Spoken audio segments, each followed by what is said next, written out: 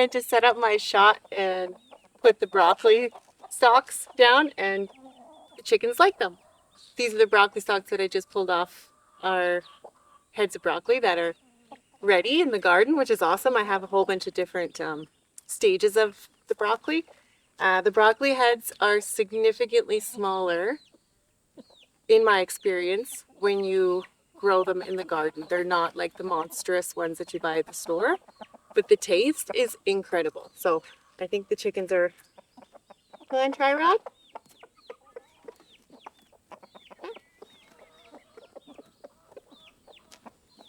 Nice. So I've had a couple of people asking me for some chicken news and some chicken updates. We've been kind of focusing on the greenhouse on the channel, but don't have to ask me twice to talk about chickens, I'll tell you that much. So I'm over in the maternity ward side, and if you've been following along, you'll know that we've been doing nothing but hatching out chicks for the last 3 months, 2 months. I'll have to look back and see. And we still are hatching out chicks. Right behind me here in the little bunny hutch, we have Ginger, and she's got, well, she started out with 10 eggs and now she has 7 because 3 of them broke. And she's due in like a week. So yeah, we've just got chicks. So as you can tell, we are intermingling the chickens a little bit. So I had the moms and the babies separate in a separate run and coop. But I want to utilize the mama hens to integrate the babies with the rest of the flock instead of me having to do it. So I decided that I would open up one of the doors in between the one coop over here and just sort of let them intermingle. My only real concern actually with doing that and having them all in the enclosed runs together is Ned, our cat. So he's been really, really good. He spent some time on the roof right behind the camera, and he hasn't made any attempts to get the chicks and has been around them and sees me with them and goes in the other side of the coop with the bigger chickens.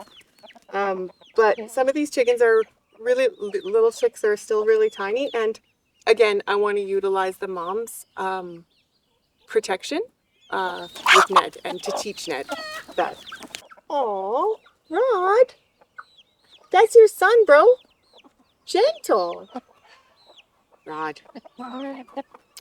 Yeah, so I want the moms to help teach Ned that the chicks are off limits, which I've seen them do. I've seen them protect them from Ned. So, and from me. All is really, really well here. We have been free ranging the chickens for the most part, and they're loving it, and the eggs are amazing. The only problem with free ranging the chickens when it comes to eggs and selling eggs is we were selling eggs before, in case you missed that, is that when the chickens free range, they tend to just sort of lay eggs wherever, and every day is like an Easter egg hunt for me. Which is fun sometimes, but it's better if they lay where they're supposed to in the nesting boxes. And so that's why I've been keeping them in the run and only free ranging them for a couple of hours in the afternoon. And it's a little bit safer as well. Brindle, can you see Brindle? Yeah, Brindle up there, the brown bird. So she was the one that hatched out little Mellow. She had a clutch of eggs. None of them hatched, but I had Amber with about 7 eggs under her, who was a couple days behind Brindle. So I snuck some of Amber's eggs under Brindle so she wouldn't have to sit another 21 days because they won't leave the nest until chicks have hatched. And she ended up hatching out, well, she ended up hatching out 2 and accidentally killed one under her foot, but she ended up with little Mellow, and little Mellow is so cute. Where is he? He lets me pick him up, which is the first time ever that that's happened in my whole life. Here you guys go. I'm gonna go find little Mellow. Come here, little Mellow.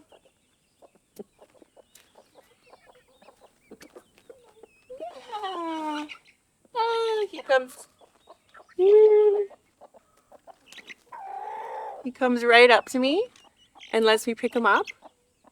He likes his feet to be held. He's the most tame little chick in the entire world, and we'll try to get a close-up of him.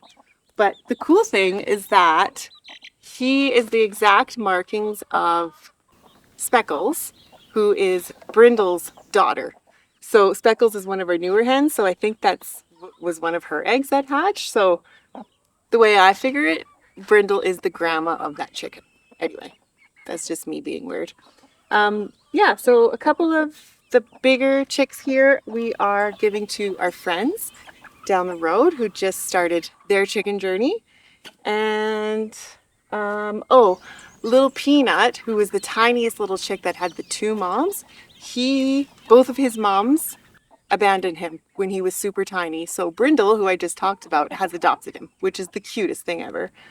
Peaches, her babies are all grown up. They're the ones that are going off to our friends, and they're still here because they want a little bit more time to get ready over at their place. And so Peaches is still around, but the chicks are pretty much, well, they're pullets now. So there's one here beside me. They don't like me to touch them. Yeah, this is little Peanut. Let's see. Little Peanut. See, there's little Peanut, and Brindle is his new mom. And it was really sad, actually, that Crazy Eyes. Remember that chicken that I said I didn't really like? She's right there. She's the one that disowned him. And then she would come over in the run, and he would run to her like, "Mommy, mommy," and she would like peck at him. It was, sorry, Bev, but she's not my favorite chicken. She's a bully. I still love her. She lays really nice eggs, those nice brown ones. Roosters are getting along. I've been giving them frozen watermelon. So chicken hack, Michelle, chicken hack for the summer. Buy a huge watermelon, slice it into slices, put it in the freezer on like a plate or Tupperware lid or something. When it's super, super hot, bring it out, lay it out completely frozen, and throughout the day it will melt and they'll just chip away at it. I didn't have any yesterday, and I could tell the difference. The chickens were hot, like hotter than usual. And if you don't know what a chicken looks like when they're hot, they literally pant and they open up their little wings. And yeah, you can just tell that they're hot. So yeah, it's heating up around here big time. The garden is going crazy. I'm going to give you a greenhouse tour in this video, but we're going to wait for the garden tour. Might be a couple of weeks, but everything's just ready to burst. This morning was just a little sneak peek, but a full garden tour is coming. I think the best time to do a garden tour is actually during harvest, which is end of August, but we'll see. We'll see. Show you little tidbits along the way. I think that's it. So I guess I filmed the greenhouse tour a couple days ago, so I'm going to show you that footage now. And James is still working on the new Rammed Earth project, the second Rammed Earth project, which we can't wait to share with you. And the workshop is coming up in a couple weeks, and we have family coming, friends and family coming to visit starting this Friday. So I'm filming this on Tuesday, and Friday we have family and friends straight through until pretty much the middle of August. So I'm going to try to get as many videos out for you guys as we can, but if not, we're going to be filming, so we'll just have tons of footage to put together some videos after things kind of cool down a little bit out here. Yeah, so anyway, I hope you enjoyed the greenhouse tour. If you have any questions or comments about chickens or gardening, I'm your girl. I've been doing this only 3 years now, but I'm fully in and have learned a lot and would love to share anything I can to help you along the way. So enjoy the greenhouse tour.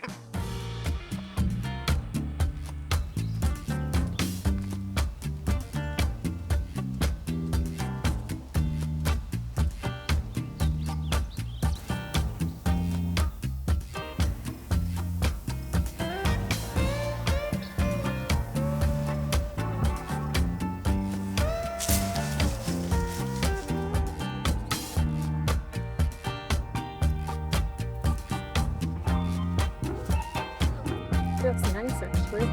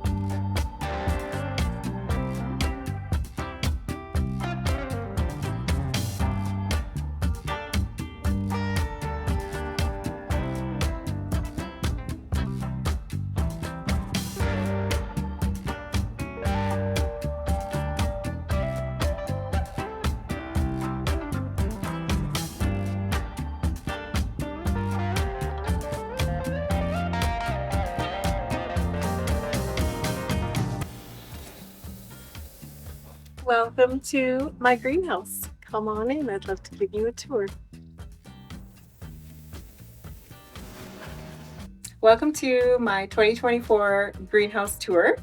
I am very excited to show you around because I have made a few little changes in here. It is a 15 by 20 glass greenhouse that James built for me about a year after we moved onto our property. It's amazing. It grows things like crazy. We just put the shade cloths up yesterday because it's starting to get really hot in here and the entire place is filled with leafy greens, which don't necessarily love the super hot sun, and that accentuated with the glass isn't a good combination. So we've got the shade cloths up and everything seems to be happy in here. So I'm just gonna grab the camera and I'm gonna show you around. Right, so when you first walk in, I've got these awesome old barrels that I've filled with herbs. So this is just culinary herbs. I've got some mint in there, which I know is a spreader, but this is just a an annual sort of bed. This isn't something that comes back every year. I do something different in here all the time. We've got thyme, rosemary, marjoram. I even have a little eucalyptus guy in here too. That's probably going to get quite tall. And then I've added seeds for dill and, oh gosh, I can't even remember what else. Probably basil, that kind of stuff. So it's going to be just absolutely plump full with goodies very soon. And then over here I have yet another herb barrel, just slightly smaller. The same kind of stuff in there. There's some sage in there. Oh, that's what I planted in the other one, sage. Yeah, some beautiful purple sage here. And then along these lower cedar beds that James built me, custom cedar raised beds, I guess you would call them. I did a little experiment where I took a random miscellaneous mason jar full of, well, not full, but with a good amount of leafy green seeds.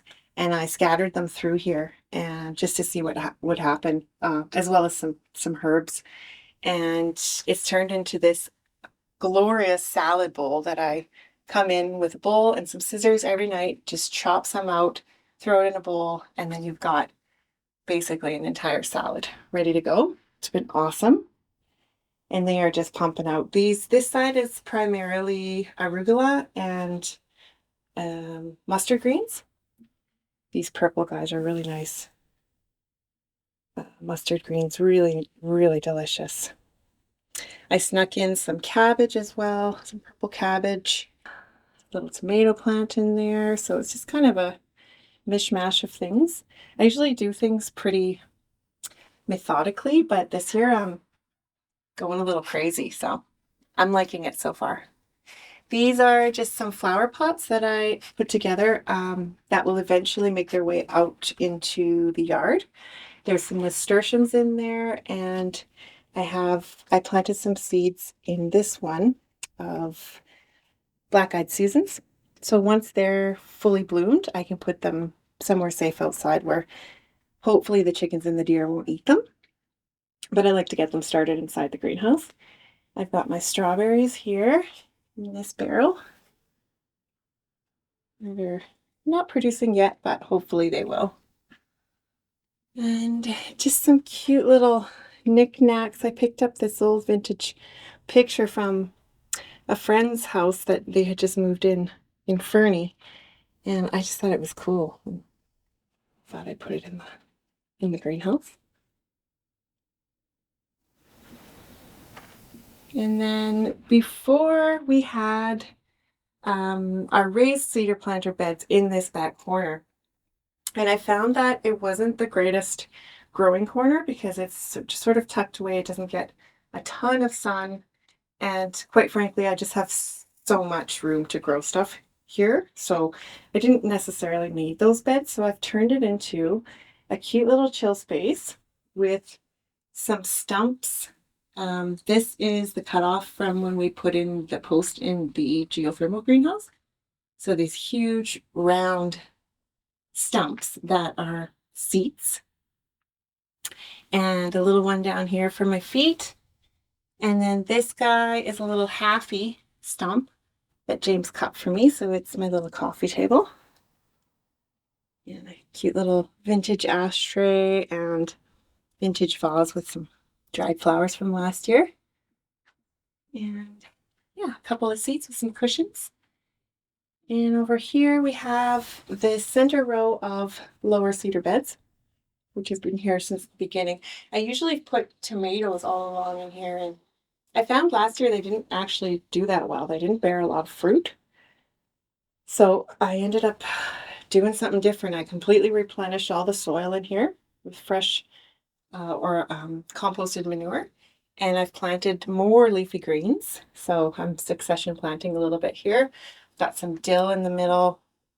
That's probably going to get really tall. Some more mustard greens here.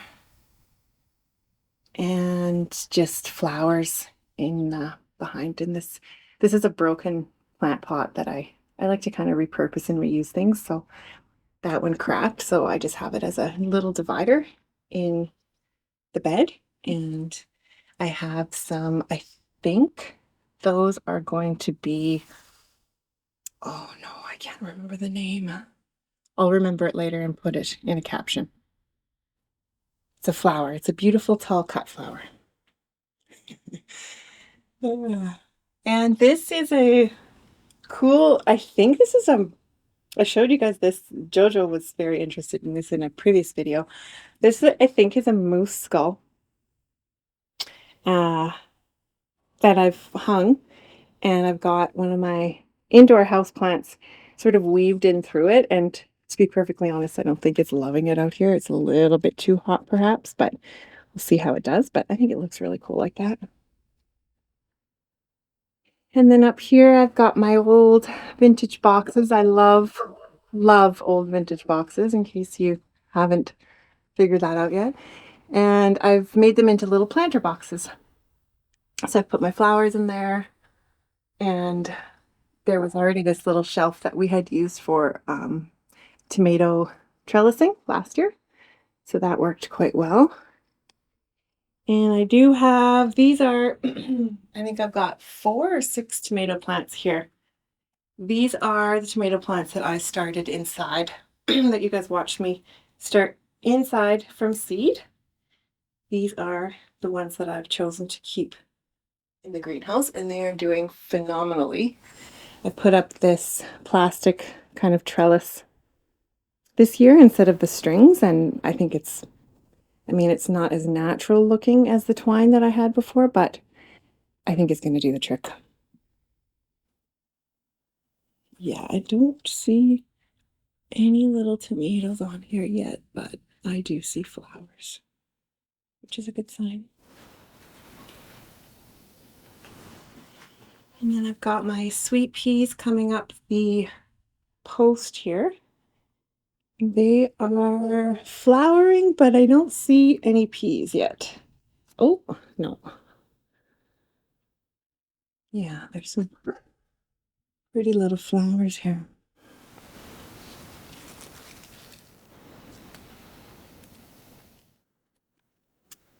Yeah.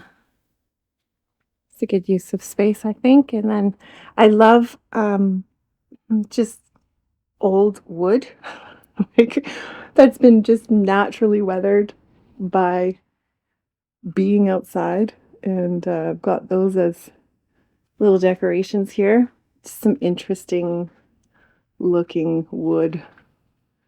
I find it very interesting anyway. And this is a little succulent plant that I picked up.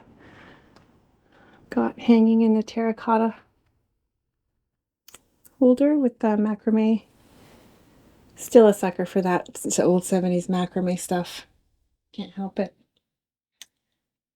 Yeah, so there's a look down the middle. There's some peppers in that front bed there that they're doing okay. They look like they might have got a bit of sun scald because we were a bit late putting up that shade cloth, but they're doing all right. And then I've got some nasturtiums and cilantro and parsley mixed in there as well. And over here, in this corner, I started something I've never done before, and it's ginger. So I took ginger root that looked like it was about to sprout. I actually watched a really cool YouTube video about it that was quite old, but the guy knew a lot about it, and followed his directions exactly, and I've got myself some ginger growing in my greenhouse in a big barrel. So no idea what's going to happen here. I'm just gonna see what happens, I guess. But I love ginger, and I feel like growing your own it's just going to be absolutely delicious. And then this side again is the other side of the greenhouse and the lower cedar beds, cedar planters I should say, with another salad bar. This side has like 5 or 6 different kinds of lettuce, dill, cilantro, spinach. Got nasturtiums in there too because they are edible as well. Kale. Oh my gosh, there's some pak choy in here, baby pak choy, and baby Swiss chard. It's just insane. Like, I've had all my friends and neighbors come by and just giving them bags of lettuce because I don't want it to go to waste. I just want it to keep going and going and going. Just phenomenal. Let me know in the comments if you're interested in my growing mediums and any questions you might have about how I do what I do. I'd be happy to answer them. And then, yeah, you guessed it, some more raised beds in this corner with more greens. And some of this is obviously going to seed. This is the pak choy. Just massive leaves on it. Need to harvest this big time, but it's already going to seed. But the flowers are very pretty.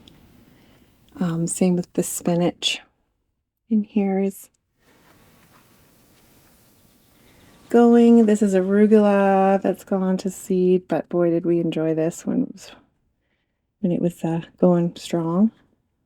And then this is really pretty leaf lettuce with purple, and I think it's like a romaine blend, if I'm not mistaken.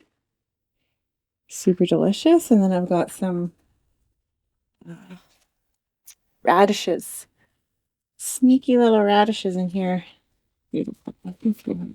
These are, I'm not a radish fan. I actually grow these for James, but oh my goodness, you can eat these like an apple.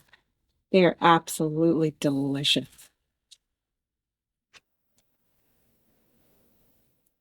Yum. And some more kale in the corner here. Yeah, here's some the other side of those boxes. I can't remember what the name of these flowers are for the life of me. Everybody in the world knows what they are except for me. Never remember, but I thought these ones were super cool because they kind of look like space. Never seen this particular color. Petunias? Is that what they're called? Tell me in the comments.